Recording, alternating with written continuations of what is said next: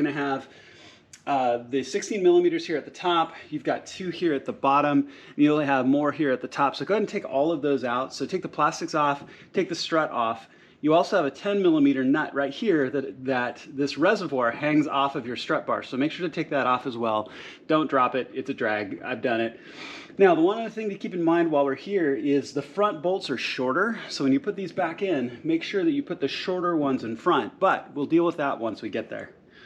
All right, so the strut bar is off, as you can see. Now, one quick side note, if you have maybe an earlier model of the F80s, the bolts holding down the strut bar may actually be a 14 millimeter instead of 16. So just keep that in mind, but still the shorter ones go in front. Now you can lift off your vanity cover very easily by simply popping it up. Take that and go ahead and set it aside.